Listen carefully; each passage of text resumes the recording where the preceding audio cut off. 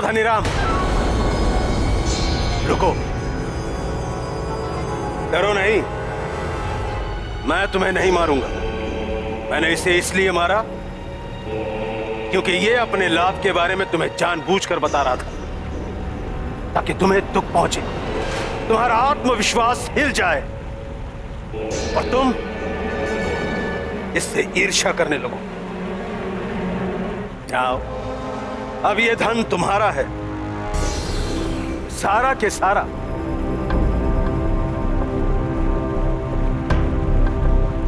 सुना नहीं इसने क्या कहा था? भाग्य कब पलट जाए। देखो धनीराम, भाग्य पलट गया। अब तुम केवल नाम के धनी नहीं हो, अवसर मिलने पर भी उसे जाने देना, ये सबसे बड़ा दुर्भाग्य है। आओ।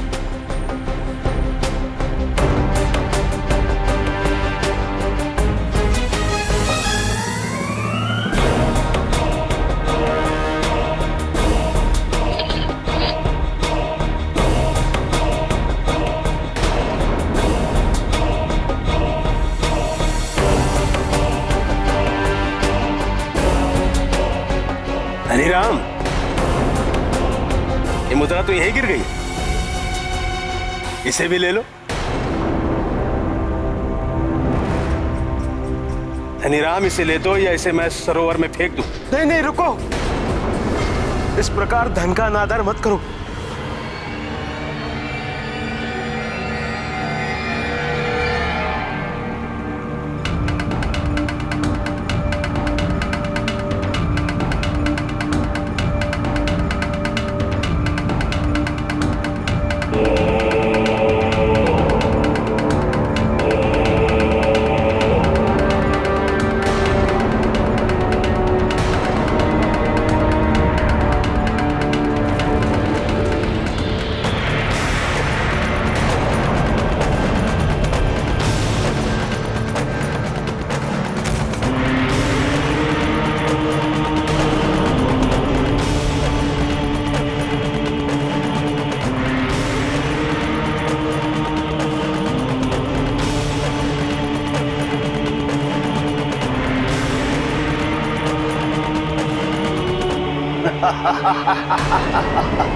स्वामी, ये पिशाच है कौन?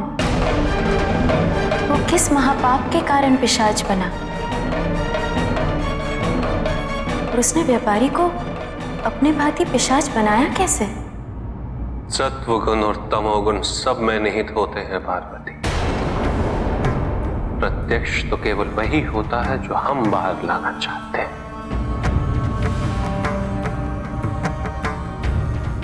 यदि व्यापारी के मन में लालच का जन्म नहीं हुआ होता पार्वती, तो वो पिशाच कभी नहीं बनता। जिसने उसे पिशाच बनाया पार्वती, वो भी जन्म से पिशाच नहीं था, अभी तो मेरा ही एक भक्त था। जीवक,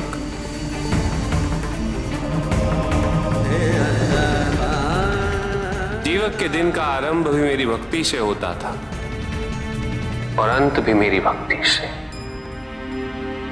मंदिर को स्वच्छ रखना, पूजा अर्चना करना, ये सब जीवक ही करता था। और जिस मंदिर में वो ये कार्य करता था, उस मंदिर का एक कथावाचक था, जिसका नाम था बृहद। जीवक केवल कर्म के अंधकार में ही खोया रहता था और वो अपने आप को बृहद से बड़ा भक्त मानता था।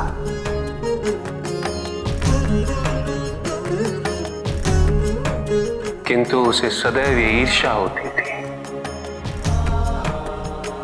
कि सभी भक्तगण केवल बृहद की ओर ही आकर्षित क्यों होते हैं? शंकर शिव भोले उमापति महादेव, शंकर शिव भोले उमापति महादेव, पालनहार परमेश्वर विश्व रूप महादेव, पालनहार परमेश्वर विश्व रूप महादेव।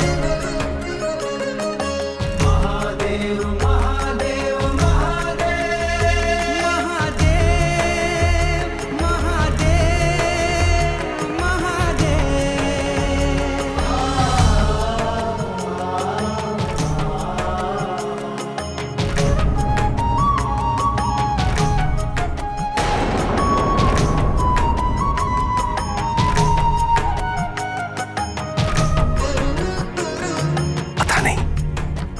पता नहीं ये सभी भक्त कब समझेंगे कि मैं बृहद से कहीं अधिक कर्मठ, बड़ा विद्वान और शिव भक्त हूं, और वो केवल ज्ञान का पाठ देने वाला तोता।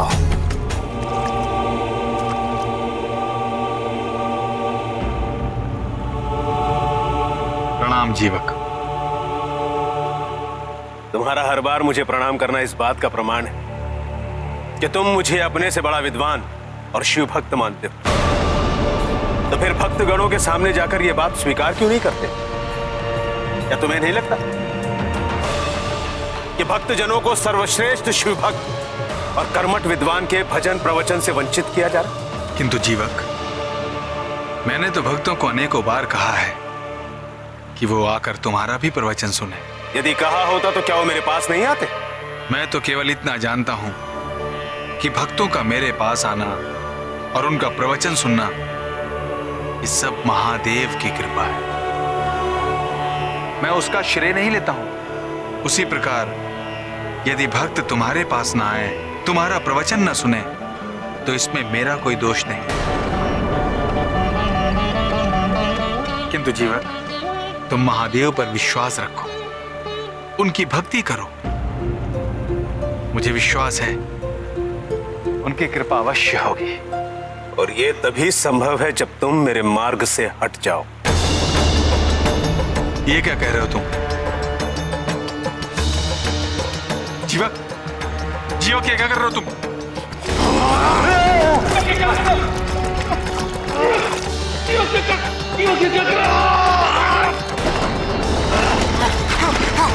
बहुत बड़ा पाप कर रहे हो। तुम्हें इसके लिए बहुत कठोर दंड भुगतना होगा जीवक। मैं तुम्हें श्राप देता हूँ, तुम पिशाच बन जाओगे। पिशाच बनोगे।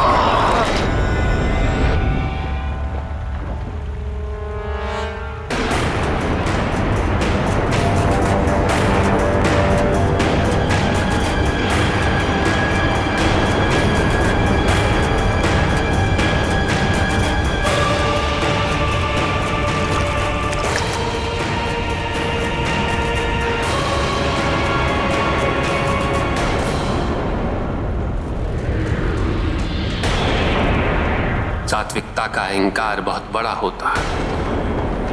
धनी या विद्या का अहंकार दूसरे धनी व्यक्ति या विद्वान पुरुष से टूट सकता है, किंतु सात्विक कर्मों का अहंकार व्यक्ति को स्वयं तोड़ना पड़ता है।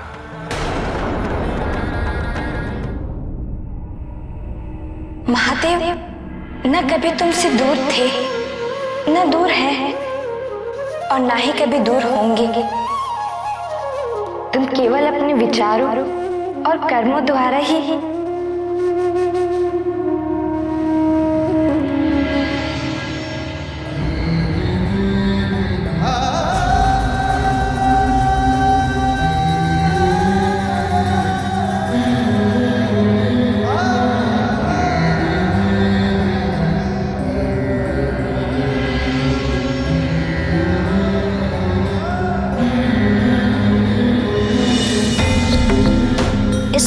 संगीत कौन हो सकता है? जब से माँ गई है, ये कैसी अनुभूतियां होने लगी हैं मुझे। विभिन्न प्रकार के अनुभव जिनसे मैं पहले परिचित नहीं था, और अब बिना किसी स्रोत के संगीत का सुनाई देना, क्या ये किसी बात का संकेत है मेरे लिए, जिसे मैं समझने में असमर्थ हूँ? सब मन लगाकर अध्ययन करना, और तुम चारों में से जो श्रेष्ठ होगा उसे राजकीय सम्मान प्राप्त होगा। जाओ, जाकर पूजा के लिए सरोवर से जल ले।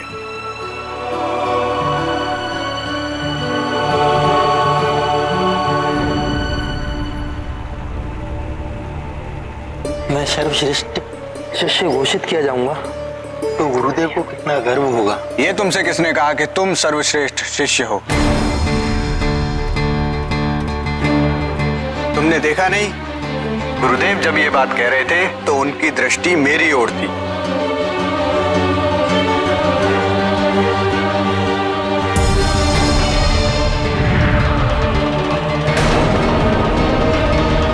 तुम दोनों ही भ्रम में हो। गुरुदेव को देखा है कभी मुझे निर्देश देते हुए? इसका अर्थ यही है कि वो आश्वस्त हैं मेरी योग्यता को लेकर। तुम तीनों में कितना अहंकार भरा हुआ है। श्रेष्ठ कहलाने योग्य यदि कोई है हम चारों में तो केवल मैं। अच्छा, तो तुम श्रेष्ठ हो, तो दिखाओ अपनी श्रेष्ठता।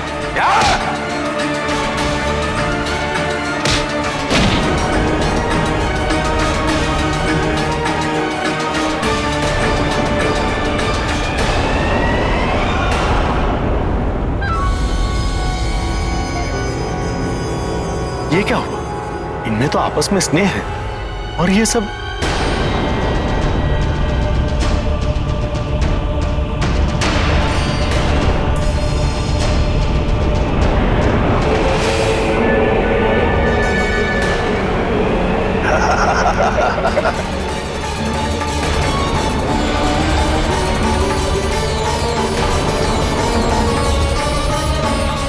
सब पिशाच कैसे बन गए?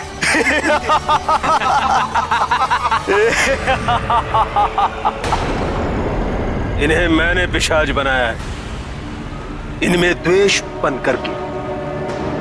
अब तुम्हें भी पिशाच बनाऊंगा। छात्रों, गुरु दक्षिणा का समय आ गया। आओ, गुरु के चरण स्पर्श करो। नहीं, तुम ये क्या कर रहे हो? मैं तुम्हारा गुरु हूं, तुम सब मेरे ही प्राण। नहीं नहीं।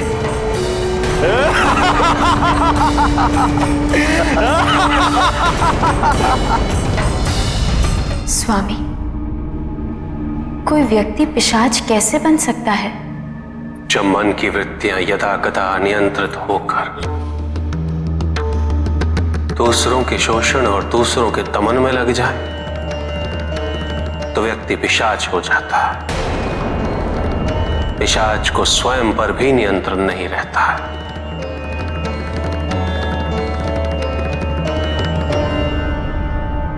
वो जो कुछ भी करता है पार्वती, उसे यही प्रतीत होता है कि वो अपने उत्थान के लिए कर रहा है, किंतु मूलतः वो पैशाचिक वृत्ति से ग्रस्त होता है। किंतु पिशाच के सुख और दुख क्या है?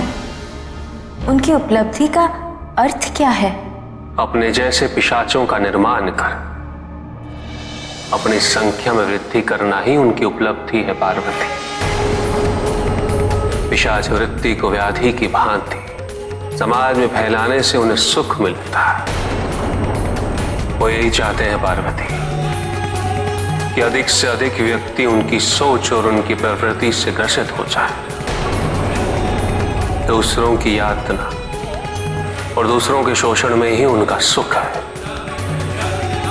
उन्हें दुख होता है जब वो अपना ये लक्ष्य प्राप्त नहीं कर पाते,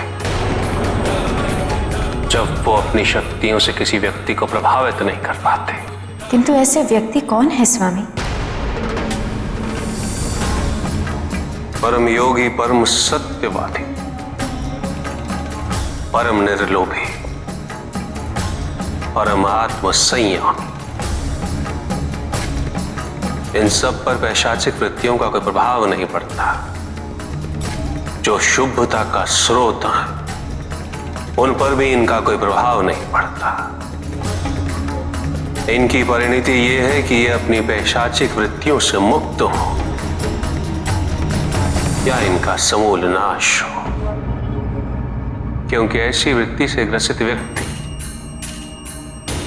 किसी भी स्थिति में समाज के लिए कल्याणकारी और हितकारी नहीं हो सकते। अब ये गुरु शिव भक्त पिशाच के बढ़ते हुए आतंक को रोकने का निमित्त बनेगा।